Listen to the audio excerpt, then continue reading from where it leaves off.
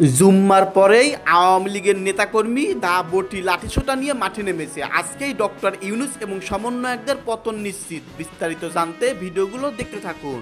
গোপালগঞ্জে আওয়ামী লীগের বিক্ষোভ থেকে সেনাবাহিনীর টহলরত গাড়িতে আগুন দেওয়া হয়েছে। হামলা চালানো হয়েছে সেনা সদস্যদের উপরেও।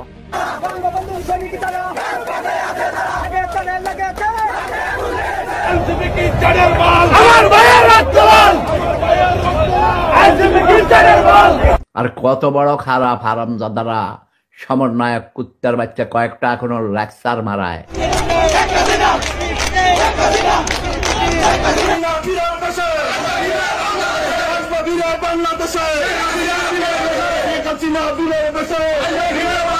তোমরা জুলাইতে ছিল স্বার্থের জন্য, কারণ জানো তোমরা শেখ হাসিনা চলে যাবে, এর জন্য তোমরা স্বার্থ হাসিল করছো। তোমরা গালি দিলে তোমরা এটা মাথায় নিবা না। আপনারা আপনাদের পেট চালাইতে চান, আমরা আমাদের দেশ চালাইতে চাই। আমরা দেশের রাজনীতি করতে আসি নাই। সরকারের বিরুদ্ধেই তো অভিযোগ যে এখানে মানবাধিকার লঙ্ঘন হয়েছে, তাহলে বর্তমান সরকার কেন থাকবে? দর্শক, আওয়ামী লীগকে আর কিছুতেই আটকানো যাচ্ছে না। আওয়ামী লীগের নেতাকর্মী আজকে জুম্মার নামাজের পরে দা বটি লাঠিসোঁটা নিয়ে মাঠে নেমে গেছে। প্রিয় দর্শক শ্রোতা, প্রথমে শুরু হয়েছে গোপালগঞ্জ থেকে, এইদিকে আস্তে আস্তে পুরো বাংলাদেশের আওয়ামী লীগের নেতাকর্মী রাজপথে নেমে যাচ্ছেন। প্রিয় দর্শক, ডক্টর ইউনূস এবং সমন্বয়করা শেষ রক্ষাও পাবে না, অবশেষে তাদের গণধুলাই দিবেই। দর্শক, আজকের এই ভিডিওটি দেখলেই আপনারা সমস্ত কিছু বুঝতে পারবেন আওয়ামী লীগ কিভাবে দ্বিগুণ শক্তি নিয়ে রাজপথে নামতাছেন। তো দর্শক, বেশি কথা না বাড়িয়ে আমরা মূল ভিডিওতে চলে যাচ্ছি। আপনারা মনোযোগ সহকারে বিস্তারিত ভিডিওগুলো সম্পূর্ণ দেখে থাকুন।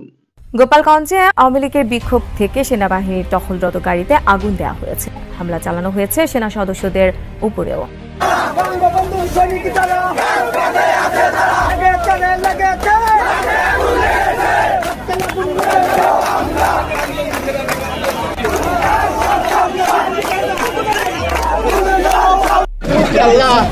সেনা সদস্য আহত হয়ে গেছে এবং এবার গোপালগঞ্জে সেনা টহল দলের উপর জয় বাংলা স্লোগান দিয়ে হামলা করলো আওয়ামী লীগ ও ছাত্রলীগের নেতা কর্মীরা। এনসিপির উপর হামলার ঘটনার রেশ যেন এখনো কাটেনি। অনিবন্ধিত এনসিপির উপর হামলার ঘটনায় গোপালগঞ্জে গণহারে গ্রেফতার করছে ইউনূস প্রশাসন।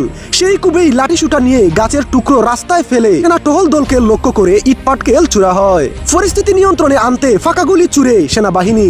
এক পর্যায়ে জয় বাংলা স্লোগান দিয়ে সেনা টহল দলের উপর হামলা করে আওয়ামী লীগ ও ছাত্রলীগের নেতা কর্মীরা। এই হামলায় বেশ কয়েকজন সেনা সদস্য গুরুতর আহত হন। এই হামলার পর সেখানে উত্তপ্ত পরিস্থিতি বিরাজমান করছে। গোপালগঞ্জ আওয়ামী লীগের নেতা কর্মীরা দাবি করছেন যারা এনসিপির উপর হামলা করেনি তাদেরকেও গ্রেফতার করে নিয়ে যাওয়া হচ্ছে। এটা আমরা কখনো হতে দেব না। প্রয়োজনে আমরা রক্ত দেব, তবু এই অন্যায় আমরা মেনে নেব না।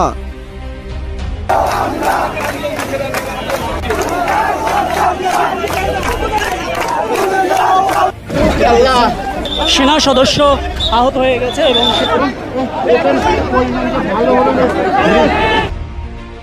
তোমরা জুলাইতে ছিল স্বার্থের জন্য, কারণ জানো তোমরা শেখ হাসিনা চলে যাবে, এর জন্য তোমরা স্বার্থ হাসিল করছো। তোমরা গালি দিলে তোমরা এটা মাথায় নিবা না। আপনারা আপনাদের পেট চালাইতে চান, আমরা আমাদের দেশ চালাইতে চাই। আমরা দেশের রাজনীতি করতে আসি নাই, আমরা দেশের মানুষের শান্তির জন্য আসছি। মিডিয়ারে দুজনের কারণ আছে ভাই। আপনারা ভিডিও করেন, ঠিক আছে, আপনারা আপলোড দেন না ভাই। ভাই, প্রথম দিকে কেউ নিউজ চ্যানেল আটকায় নাই, কারণ নিউজ চ্যানেল আটকায় কোন সময়? আমরা ফার্স্টে যখন আমি এখানে আসছিলাম 1:30টার দিক, 1:35 থেকে 40-এর সময় আমি এই সময় আসছিলাম, তখন নিউজ চ্যানেল থেকে বের করে দেওয়া হইতেছিল। কারণ তারা কেউ সঠিক নিউজ, তারা লাইভ করতেছিল, সবাই কেউ সঠিক নিউজ দিতেছিল না। না যমুনা টিভি দিতেছিল, যমুনা টিভিকে মানুষ সবথেকে বেশি সম্মান করতো জুলাই আন্দোলনে। সম্মান করি না তোমার সম্মান ভাই এখন নাই। তোমরা জুলাইতে ছিল স্বার্থের জন্য, কারণ জানো তোমরা শেখ হাসিনা চলে যাবে, এর জন্য তোমরা স্বার্থ হাসিল করছো। বাট এখানে তোমরা স্বার্থ পাইতেছো না, তোমরা স্বার্থ পাইতেছো না। তোমরা তো ভুয়া নিউজ, যমুনা হইতাছে একটা ভুয়া। আমি গালি দিতাছি না, কারণ গালি দিয়ে কোনো লাভ নাই। তোমরা গালি দিলে তোমরা এটা মাথায় নিবা না। অনেক সাংবাদিক আছে, গালি দিলে কোনো লাভ নেই। আমি আমার মুখ নষ্ট করতে চাই না। আমার ভাই দেখছে আগে, সর্বপ্রথম ফেসবুক থেকে আমার ভাই বলছে যে মালয়েশিয়ার নাকি প্লেন পড়ছে। আমি কি মালয়েশিয়ান প্লেন পড়ছে? নিউজ তো দেখবো, নিউজে ঢুকছি, কোনো একটা নিউজে আপলোড করে নেই। মালয়েশিয়ার যারা স্টুডেন্ট আছে এরা পোস্ট করছে ফার্স্টে। আপনারা কই ছিলেন তখন? আপনারা কই ছিলেন? জবাব আছে আপনাদের? জবাব নেই। এর পর বের করে দেওয়া হয়েছে, সেটা আমরাও জানি, কারণ আপনারা কেউ সঠিক নিউজ দিতেছিলেন না।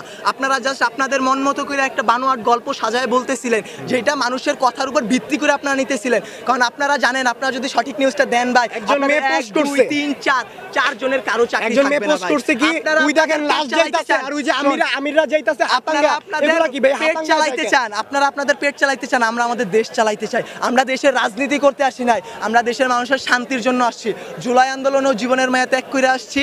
আজকে আপনাদের সামনে যেগুলো বললাম, এরপর যদি আমার তুইলাও নেয়, গুমও করে দেয়, এই যে আমি বলছি না জামায়াত শিবির পক্ষে, এমন তো ভাই আজকে আপনাদের সামনে আসছি না, কালকে আমি বাসায় না থাকতে পারি। মানে আমি যখন ভাই আসতেছিলাম তখন আমি ফেসবুকে ঢুকছি, ঢুকার পর দেখতেছি প্রথম আলো একটা পোস্ট করছে, প্রথম আলোতে মারা গেছে, বললো যে 22 জন মারা গেছে। ভাই 22 জন যদি মারা যায় ভাই, কালকে আমার বোন বার্সি থেকে আসতেছে, ও যখন শুনছে মাইলস্টোনে এরকম দুর্ঘটনা হয়েছে, ওটার কাছে হসপিটালে যা দেখে কি শত শত লাশ ভাই, লাশ শুধু আনতেছে ভাই। আমি ভিডিও কলে দেখেছি ভাই, আমার 2 চোখ দিয়ে পানি এসে পড়ছে ভাই। আপনারা তো ভাই কিছু করতেছেন না, আপনারা ওই জায়গায় যাইতেছেন না, ভিডিও ছাড়তেছেন। আপনারা ভয় পেতেছেন কি কর্তৃপক্ষের ভাই? কর্তৃপক্ষ কি হ্যাঁ মানলাম, কর্তৃপক্ষ আপনারা খাইতে দেয়, ভাত দেয়, আপনাকে টাকা দেয় ভাই, আখিরাত আছে না ভাই? মরবেন না ভাই, আমি মরবো না ভাই। আমি মরে গেলে কমু, আমি গেছি পোলাপেনগুলো লাগে, আমি গেছি আন্দোলনে। আপনারা কি বলবেন? হ্যাঁ আপনারা বলবেন আমি ভিডিও করে নেই, আমার চাকরির জন্য, আমি চাকরি ভয় পাই, আমার বউ বাচ্চা আছে, এগুলো বলবেন? এগুলো হইব না তো ভাই। তখন আল্লাহর কাছে কি দিবেন জবাব ভাই? আল্লাহরে ভয় পান ভাই, অনেক কিছু করতে পারবেন, অনেক কিছু ভাই। আল্লাহর না ভয় পেলে কিছু করতে পারবেন না। দুনিয়া তো অসহায়ভাবে থাকবেন, আখিরা তো ভাই অনেক অসহায় থাকতে পারেন। সেখানে বলা হচ্ছে গোপালগঞ্জে এনসিপির কর্মসূচি ঘিরে সহিংসতা তদন্তে সাবেক বিচারপতির নেতৃত্বে কমিশন গঠন। সেখানেই দেখা যাচ্ছে যে 6 সদস্যের তদন্ত কমিশন গঠন করা হয়েছে। আজ বৃহস্পতিবার প্রধান উপদেষ্টার ফেসবুক পেজ থেকে এটা ঘোষণা করা হয়েছে। পোস্টে বলা হয় 16 জুলাই গোপালগঞ্জ জেলা সদরে এনসিপির পূর্ব নির্ধারিত জনসভাকে কেন্দ্র করে সংঘটিত সহিংসতা, আইনশৃঙ্খলা পরিস্থিতির অবনতি, জেলা কারাগার সহ বিভিন্ন সরকারি স্থাপনায় হামলা ও নাগরিক নিরাপত্তা ব্যাহত হওয়ার বিষয়সমূহ আনুষঙ্গিক অন্যান্য ঘটনা উদ্ঘাটনের লক্ষ্যে একজন সাবেক বিচারপতির নেতৃত্বে 6 সদস্যের তদন্ত কমিশন গঠন করা হয়েছে। কমিটির সভাপতি সাবেক বিচারপতি ডক্টর মোহাম্মদ আবু তারিক, বাংলাদেশ সুপ্রিম কোর্ট, বীর মুক্তিযোদ্ধা।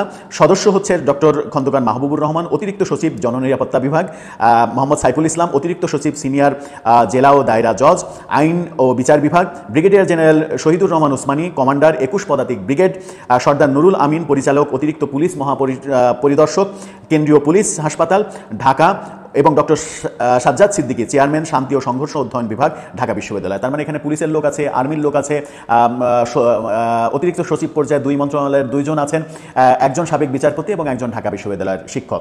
যাদের বিরুদ্ধে অভিযোগ, অর্থাৎ পুলিশ, আর্মি, সরকার, তারাই কিন্তু এই তদন্ত কমিটিতে আছে। তারা এখন তদন্ত করবে সেখানে কি ঘটেছিল। তাহলে সেই তদন্তে কি আসবে সেটা তো খুবই ইজিলি বোঝা যায়। আবার যে মজার ব্যাপার হচ্ছে, সরকার কি কি বিষয়ে তদন্ত করতে হবে সেই বিধিমালাও তৈরি করে দিয়েছে, অর্থাৎ এর বাইরে তদন্ত কার্যক্রম করা যাবে না। সেটাও খুব মজার। সেই ব্যাপারগুলো কি কি লিখেছে সরকার দেখুন।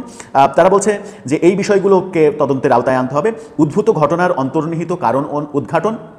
2, এনসিপির জনসভায় আক্রমণের জন্য দায়ী ব্যক্তি ও সংগঠনকে চিহ্নিত করা।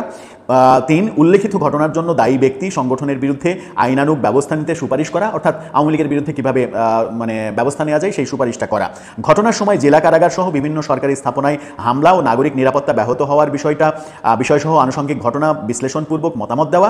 ভবিষ্যতে এ ধরনের অনাকাঙ্ক্ষিত ঘটনা প্রতিরোধে করণীয় বিষয়ে সুপারিশ দেয়া। অর্থাৎ যে 6টা বিষয় তদন্তের বিষয় নির্ধারণ করা হয়েছে, সেখানে কোনোভাবেই এই মৃত্যুর ঘটনা কেন ঘটলো, আইনশৃঙ্খলা রক্ষাকারী বাহিনী কেন গুলি চালালো, কাদের নির্দেশে গুলি চালানো হলো, এই ব্যাপারগুলো নেই। তাহলে তদন্ত করে লাভ কি? যেখানে অভিযোগ উঠেছে মানবাধিকার লঙ্ঘনের, যেখানে অভিযোগ উঠেছে সংবিধান লঙ্ঘনের, যেখানে অভিযোগ উঠেছে আইনশৃঙ্খলা রক্ষাকারী বাহিনী সঠিক কাজ করেছে কিনা, তারা গুলি চালিয়েছে কার নির্দেশে, সরকারের নির্দেশে, সরকারের কোনো উপদেষ্টার নির্দেশে, পুলিশ প্রধানের নির্দেশে, নাকি এনসিপির নির্দেশে, সেই ব্যাপারগুলো যদি তদন্তে উঠে না আসে, যদি ঘটনাটাকে আওয়ামী লীগ হিসেবে ট্রিট করা হয় শুধু, তাহলে তো স্বাধীন তদন্ত হবে না। স্বাধীন তদন্ত মানে এটা যে আপনি আগে থেকে সিদ্ধান্ত নেবেন না যে কারা আপনার টার্গেট, ওরা আপনার শত্রুপক্ষ, সুতরাং ওই শত্রুপক্ষ ব্যাপারটা মাথায় রেখেই আপনি তদন্ত কার্যক্রম চালাবেন। তাহলে তো আর স্বাধীন তদন্ত হলো না। যে তদন্ত কমিটি গঠন করা হয়েছিল, সেই তদন্ত কমিটিও যে রিপোর্ট দিয়েছে সেটাতে কিন্তু সেরকম রিপোর্টই এসেছে। যেমন তারা রিপোর্টে বলেছে যে 16 জুলাই গোপালগঞ্জ জেলা সদরে এনসিপির পূর্ব নির্ধারিত জনসভায় নিষিদ্ধ ঘোষিত বাংলাদেশ ছাত্রলীগ এবং কার্যক্রম নিষিদ্ধ বাংলাদেশ আওয়ামী লীগের কর্মী সমর্থকগণ পরিকল্পিতভাবে আক্রমণ করে আইনশৃঙ্খলা পরিস্থিতি নিয়ন্ত্রণে স্থানীয় প্রশাসন ফৌজদারি কার্যবিধির 144 ধারা জারি করে। পরিস্থিতি স্বাভাবিক না হওয়ায় কারফিউ জারি করা হয় এবং ইন এইড টু সিভিল পাওয়ার আওতায় সশস্ত্র বাহিনীর সহযোগিতা গ্রহণ করা হয়। এতে হতাহতের ঘটনা ঘটে। এই গদটুকু লেখা হয়েছে, কিন্তু হতাহতের ঘটনা কেন ঘটলো, কেন আইনশৃঙ্খলা রক্ষাকারী বাহিনী গুলি চালালো, কাদের নির্দেশে চালালো, এই ব্যাপারগুলো কিন্তু প্রথম তদন্ত কমিটির রিপোর্টেও নেই। এই তদন্ত কমিটির রিপোর্টেও যে সেটা থাকবে না, এটা তো তাদের সাবজেক্ট নির্ধারণেই বলে দেওয়া যায়। তার মানে কি যে গোপালগঞ্জের ঘটনার সঠিক কারণ অনুসন্ধান এবং সঠিক কারণ জনসম্মুখে সরকার বলতে চাইছে না।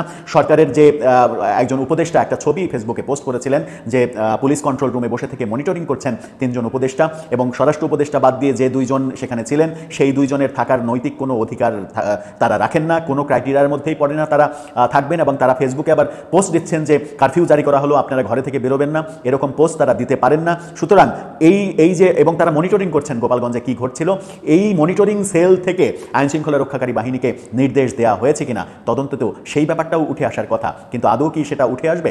বাংলাদেশে এযাবৎ পর্যন্ত, শুধুমাত্র এই সরকারকে দোষ দিয়ে লাভ নেই, বাংলাদেশে এযাবৎ পর্যন্ত যত রাজনৈতিক সরকারই আমরা দেখেছি, কোন রাজনৈতিক সরকারের তদন্ত কমিটির তদন্ত প্রতিবেদন কি সঠিক প্রতিবেদন আমরা পেয়েছি, কিংবা সেই প্রতিবেদন জনসম্মুখে প্রকাশ করা হয়েছে?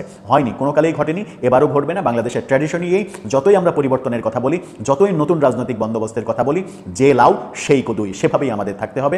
আমাদের সমাজটা বিল্ট ইন হয়ে গেছে ঠিক সেইভাবে, যেভাবে নিয়ম না মানার একটা কালচার তৈরি করেছি আমরা। সম্মানিত দর্শক, আশা করতেছি বিস্তারিত ভিডিওগুলো আপনারা সম্পূর্ণ মনোযোগ সহকারে শুনেছেন এবং দেখেছেন। প্রিয় দর্শক মণ্ডলী, বর্তমান দেশের পরিস্থিতি সম্পর্কে আশা করতেছি নতুন করে আর কিছুই আলোচনা করতে হবে না, কারণ এই সম্পর্কে আপনারা সকলেই অবগত আছেন। প্রিয় দর্শক, দেশের চলমান অবস্থা খুবই ভয়ঙ্কর, নানান ধরনের কর্মকাণ্ড ঘটতেছে। আওয়ামী লীগকে আটকানোর জন্য অন্তর্বর্তীকালীন সরকার যতটুকু পারতেছে ততটুকুই করতেছে, কিন্তু দিন শেষে আওয়ামী লীগকে কিছুতেই আটকাতে পারতেছে না অন্তর্বর্তীকালীন সরকার, আওয়ামী লীগকে আটকাতে ব্যর্থ হচ্ছে। অবশেষে আজকে আবার আওয়ামী লীগের নেতাকর্মী দা বটি লাঠি সোটা নিয়ে রাজপথে নামতেছেন। প্রথমে শুরু হয়েছে গোপালগঞ্জ থেকে, আস্তে আস্তে পুরো বাংলাদেশে রাজপথে নামতেছেন রাজনৈতিক নেতাকর্মী। দর্শক, সবকিছু মিলে আজকের এই ভিডিওতে যে আলোচনাগুলো শুনতে পারলেন, যে তথ্যগুলো পেলেন, দর্শক এ সম্পর্কে আপনাদের মতামত ভিডিওর কমেন্টে অবশ্যই লিখে জানিয়ে দিবেন। প্রিয় দর্শক, ভিডিওটি শেষ করছি এখানেই, দেখা হচ্ছে আবারও কোনো আপডেট নিউজ নিয়ে খুব শীঘ্রই। সকলেই ভালো থাকবেন, ধন্যবাদ।